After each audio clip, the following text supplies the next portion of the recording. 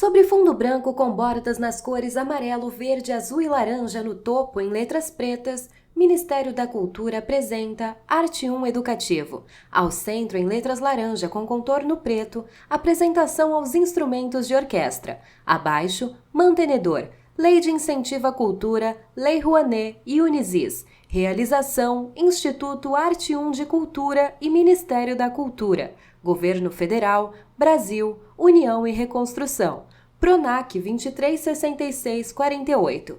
Em frente a uma cortina preta, Levi, homem branco de cabelos e barba pretos. Ele usa óculos com armação preta e camiseta branca. Meu nome é Levi, eu sou arte educador, sou formado em música e educação musical pelo Instituto de Artes da Unesp. Sou atualmente pesquisador, eu trabalho com arquivo, com história e memória, sobretudo na arte educação. E com essa minha formação musical e com essa experiência com orquestra, vou vir falar um pouquinho sobre a história da orquestra, sua origem, como ela aparece, como também ela chega aqui no Brasil, como ela vai se remodelando também. Porque a orquestra ela tem uma coisa muito interessante na história, porque ela não é sempre um padrão, sempre um formato igual. Ela sempre vai mudando ao longo da história, né? E eu acho que a primeira coisa interessante e muito importante de se dizer é que a orquestra em si, ela tem um nascimento num contexto europeu, né? Então a orquestra, ela enquanto um grupo musical, ela vem da Europa, ela tem origem europeia. Foto colorida de uma tela de pintura na tela ao redor de uma mesa, homens e mulheres com diversos instrumentos musicais. Mais ou menos no século XV, XVI. Ela é uma apropriação da palavra orquestra que tem na Grécia Antiga dos teatros gregos, que chamava a orquestra como aquele espaço dentro dos teatros gregos onde ficavam os atores, as atrizes, né? Conforme foi passando o tempo, essa palavra foi recuperada para chamar como um agrupamento de musicistas. Não existia um padrão quando ele nasce, né? A orquestra ela nasce como só nesse conceito, nessa ideia de foto colorida de uma tela de tocar. Pintura na tela ao redor de uma mesa, homens com instrumentos musicais. Muito específico, que a orquestra ela está ligada a uma elite europeia também. Então, isso não significa que camadas populares não fizessem música, mas existia uma elite que financiava grandes músicos e grandes instrumentistas para se reunir e para tocar, porque a música ela era para corte, para coroa, para uma nobreza, tá? Tem esse movimento. Então a orquestra ela passou a ter um papel muito preponderante mesmo, como grupos que se reúnem, que se tocam e começa a surgir um formato com músicos específicos, instrumentistas específicos a partir do surgimento da ópera lá na Itália, né, no século XVII. A ópera ela vai ser esse grande conjunto musical que tenta unir as artes visuais, as artes cênicas e a música junto. Então a gente tem aí um elemento musical e a literatura também, não podemos esquecer, porque vai se ter pessoas que vão escrever os libretos, que são histórias que servir para ser cantadas, vão ter os compositores que vão compor a partir das letras dessas peças, dessas dramatizações, e vai ter o teatro junto, porque os músicos, os cantores, para além de cantar, eles vão ter que performar, né, essas letras. Então a orquestra vem junto para ter um elemento instrumental acompanhando esses trabalhos vocais. Então a ópera ela aparece nesse contexto também elitizado, porque vai ser uma nobreza que vai bancar isso, os mecenas italianos, sobretudo, vão bancar esse tipo de arte, sobretudo como um projeto artístico mesmo de mostrar poder, né? Sempre está ligado com uma emancipação de uma nobreza que se diz culta, né? Que se diz, olha, o que a gente consegue bancar. Então a orquestra nasce nesse contexto, tá? Conforme foi evoluindo a ópera e conforme foi evoluindo os grupos musicais e os instrumentos, né? Ao longo do tempo a orquestra ela foi se estabelecendo com formatos, ou seja, alguns instrumentos começaram a ganhar tanta importância dentro dessas reuniões para os compositores, dessas reuniões de de músicos, que alguns instrumentos acabaram se estabelecendo e começaram a se Ilustração tornar da disposição um semicircular de músicos em um uma padrão, orquestra. dá Ao um caráter de centro, um padrão homem para rege. uma Ao orquestra. lado há um gráfico Então, colorido com níveis de a impacto do primeira som. família que surge na orquestra de grande importância e começa a se fixa na orquestra é os instrumentos de cordas, né? A família das cordas. A família das cordas, elas nesse período são as violas, como a gente conhece hoje, as violas da gamba, né? Elas eram em 7 instrumentos que se dividiam mais ou menos em tamanhos diferentes, tamanhos distintos, e elas eram muito valorizadas pelos compositores e pelos músicos de orquestra por conta da sua amplitude, pela gama de timbres, de sonoridades que ela poderia ali produzir e estabelecer para ajudar, sobretudo, na relação com outras sonoridades ali para contribuir, por exemplo, com a dramatização na ópera, né? Então as violas, que hoje ela ainda existe até no contexto de orquestra, ela tinha uma família grande, numerosa, e é o que mais é esquecida, ninguém lembra da família das violas, né? Todo mundo lembra do violino, que é da família das cordas, que vem da família das violas, mas é a última a nascer. Isso é uma coisa muito curiosa de se pensar. Mas as violas até o século XVIII, aproximadamente, ela tinha um grau de importância muito forte dentro das orquestras, né? Então, não tem como falar de orquestra e não tem como falar da história da orquestra sem falar da história dos instrumentos, porque a orquestra ela vai evoluindo conforme os instrumentos também vão evoluindo de uma certa maneira. Como que se dá essa evolução?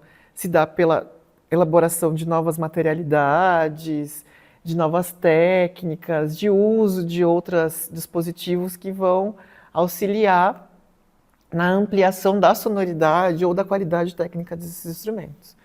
Então, falando das violas, chegou uma época em que ela começou a se tornar muito desconfortável de uso, porque elas eram de portas muito grandes, elas possuíam uma quantidade numerosa de cordas, né? Uma viola da gamba tem por volta de 7 cordas, né? Então, acabou se tornando muito complicado aprender e ter o seu uso, conforme foi passando o tempo. Então, começa a se surgir novos instrumentos, e esses instrumentos vão se consolidando, se incorporando na orquestra de uma maneira mais regular, tá? Então, a primeira família que eu acho importante a gente começar a falar, que é a primeira que se fixa dentro da orquestra, é a família das cordas, tá? Rapidamente, o que é família? Porque a gente tem família ou naipe, né, que a gente usa essas terminologias quando a gente vai se referir à orquestra. Família e naipe, eles são usados mais ou menos como sinônimo. É só pensar, o naipe do baralho, né? A gente não tem o naipe de paus, de espadas, de copas, que determinam um conjunto simbólico através desses agrupamentos. Então, copas, todas as cartas de copas são indicadas por corações, né? Na orquestra é a mesma coisa, na relação com as famílias, ou naipes de famílias, a gente tem a mesma relação. A gente tem a família das cordas, que elas são organizadas através de instrumentos que tenham cordas. Levi dá E aí um a gente vai sorriso ter algumas largo. diferenças também, como cordas friccionadas, cordas dedilhadas. As friccionadas são aqui que usam arco, as dedilhadas são aqui que usam palheta ou só a mão, né? A gente vai dedilhando mesmo. A gente vai ter a família dos metais, como se fossem naipes distintos de um baralho, né? Então, a orquestra, é importante a gente pensar nisso, porque se existem naipes ou famílias em separado, a orquestra ela agrupa essas famílias numa grande comunidade, numa grande família, né? Então, a gente tem na orquestra hoje a família das cordas, a família dos metais, a família das madeiras e a família das percussão. É uma coisa bem básica e é a mais contemporânea, mais moderna essa formação, né? A primeira que se sistematizou foi a família das cordas, né, que começou com a família das violas e depois ela passou a ser dividida em violinos, violas, violoncelos e contrabaixos. Ela se sistematizou assim porque as violas foram evoluindo, alguns instrumentos foram saindo, outros instrumentos dessa família ganharam mais peso, mais importância, ampliou-se a construção e melhorou o aperfeiçoamento técnico da construção desses instrumentos, e aí eles ganharam uma nova roupagem e acabou sistematizando dessa maneira. O que diferencia um instrumento do outro é justamente o timbre, né, a altura. Um é mais agudo, mais grave. O importante a gente perceber também que as famílias elas são organizadas justamente pela relação de alturas que elas têm entre si. Então, as cordas elas aparecem, principalmente ela aparece como uma orquestra individualizada, as orquestras de cordas na Europa, por volta também do século XVIII, né, final do século XVII, começo do século XVIII. A gente tem no período da história da música chamada música barroca.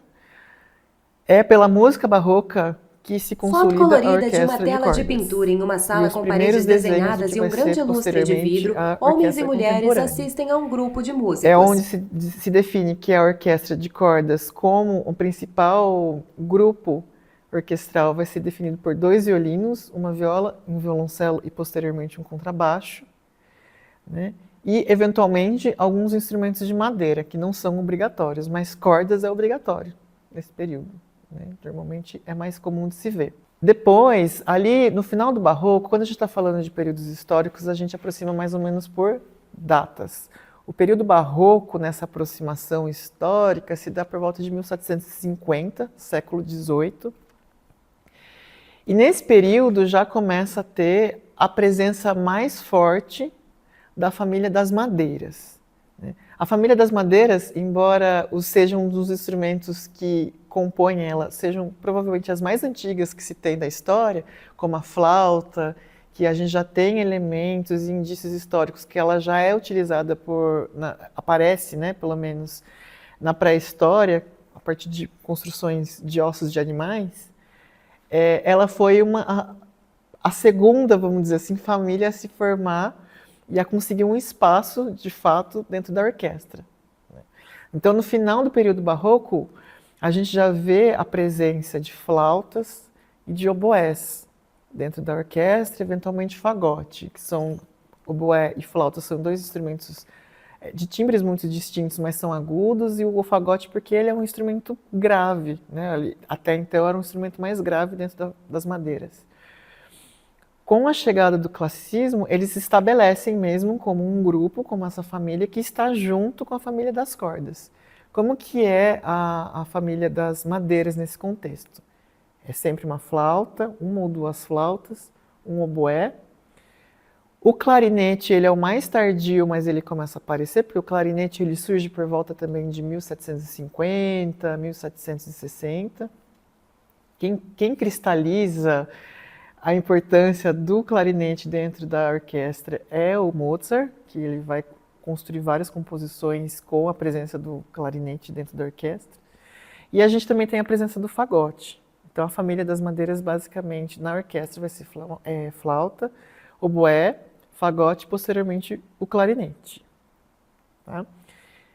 Essa formação ela vai se fixando. Quem também fixa muito essa formação vai ser o Beethoven, com as suas sinfonias, com as suas 9 sinfonias. Ele faz o uso fechado de pelo menos dessas famílias. Claro que ele vai acrescentar outras, mas essas outras famílias, quando aparecem em Beethoven e nesse período do classicismo, já começo do romantismo, que a gente está falando aí, começo do século XIX, ainda a gente não vê tanta presença desses instrumentos, né? Como os metais, trompa, tuba, trompete, eles ainda não ganham tanta força. Aí no romantismo, que é século XIX, aí sim a gente tem uma ampliação da orquestra. Foto colorida, né? De um palco então, aí já são central com orquestra metais, de músicos dispostos em um semicírculo. Ao redor, a plateia lotada. Com as outras famílias que já estão bem sistematizadas dentro da orquestra. O romantismo ele é um momento da história, pelo menos da história da música, que vai valorizar muito a produção musical mesmo, a partir de um certo exagero, um certo excesso. Então, quanto mais instrumentos, melhor. Também é um momento onde que a maioria desses instrumentos, que mesmo que não estivessem já presentes na orquestra, eles passam por um aperfeiçoamento técnico e de produção muito forte. Então, os metais foram os que talvez passaram por mais transformações de desenvolvimento técnico deles, né? Da construção, da elaboração, das suas inovações de construção material mesmo. Então, conforme eles foram ganhando essas novas dimensões, eles começaram a ser mais bem-vindos na orquestra. Então, Beethoven é um dos primeiros compositores também, assim, não é o exclusivo, mas é um dos primeiros compositores a incluir de uma maneira mais significativa os metais para a orquestra. A terceira sinfonia dele, que é a Heroica, tem uma passagem bastante conhecida e que foi bastante polêmica na época. Isso daí é uma fofoca musical, tá? Mas tem uma passagem muito polêmica na terceira sinfonia do Beethoven que ele coloca um solo de trompa e isso foi até um escândalo, sempre falando aqui de uma elite, de uma nobreza que não aceitava muito essas inovações, né, do ponto de vista orquestral, né? E é no século XIX que esse formato de orquestra, com pelo menos cordas, madeiras, metais e agora também com percussão, ela se estabelece e se fixa. Tá? É bem nesse momento, é nesse período. E sempre ressaltando que eu estou falando de uma música europeia, de uma história europeia. As transformações acontecem majoritariamente na Europa. Bom, chegada do século XX, a gente tem a expansão agora, de fato, da orquestra, que vai apelar ainda mais para a inclusão de novos instrumentos que começam a surgir também no século XX e também ampliar a quantidade de instrumentistas que já tem. Isso vai muito ao encontro de compositores que começam a fazer um apelo de escrita musical muito mais densa. Eu acho que o exemplo mais icônico que a gente tem de compositor que vai escrever assim para orquestra muito numerosa, muito grande, que acrescenta novos Vídeo elementos, colorido de uma é o grande Gustav orquestra Mahler. com músicos Ele dispostos vai em escrever, inclusive ele semicírculos e tem um uma coral sinfonia bastante numeroso. famosa, que é a Sinfonia dos Mil, que exigem no mínimo 1000 músicos para estar presente na sua execução, com coro. E aí também tem essa orquestra que ela sempre tem esse padrão, mas alguns formatos exigem a presença de corais, de coro, como uma parte da orquestra. Então tem o próprio Mahler via, dentro da Sinfonia dos Mil, o coro como a própria orquestra. No vídeo, Né? uma mulher Então, branca de cabelos essa noção loiros de segura uma orquestra, ela sempre partitura e vai canta. variando ao longo da história. Sempre está muito ligado a questões econômicas e políticas, porque se você consegue só construir uma orquestra grande, pomposa e numerosa, se você tem dinheiro. Ao longo da história a gente vai ver o uso da orquestra também com fins políticos mesmo, né? Aqui no Brasil a gente vai ter exemplos do próprio Getúlio Vargas usando a orquestra para fins do populismo. O próprio fascismo também usou a orquestra para fins de propaganda, para fins de demarcar um espaço de superioridade cultural, superioridade ideológica. Então a orquestra ele tem esse peso, por isso que ela vai variando também no seu formato. Bom, e a orquestra no Brasil? O Brasil teve orquestra, tem orquestra, como que chegou no Brasil a orquestra? Eu acho que isso é um ponto importante e também revela muitos problemas. A gente sabe que a orquestra ela chega no Brasil com a coroa portuguesa, então significa que ela chega no momento que o Brasil ele é invadido, né, e tem um projeto de colonização. Então, uma das principais bandeiras do projeto de colonização é a falsa ideia de civilidade europeia. A música ela vai ser um fator decisivo como forma de ideologia, de uma posição de uma ideologia europeia. A gente tem uma diferença aqui no Brasil de como a música e, sobretudo, a orquestra ela se formata dentro do nosso país. Quando a coroa chega aqui, ela chega com os jesuítas, e os jesuítas eles acreditavam que a música seria uma ótima ferramenta para catequizar os indígenas. O que é muito diferente quando a gente vai falar do escravismo das populações negras, né, sequestradas da África, porque não se tinha essa mesma relação. A música não sequer foi pensada para esse grupo, né? E lembrando sempre, na medida em que se impunha esse modo de vida eurocêntrico para essas populações, essas culturas eram apagadas também. Então a gente não sabe como, nesse período, a música indígena, a música africana, ela chega de fato aqui. Mas a orquestra, ela vai ser um lugar de formação,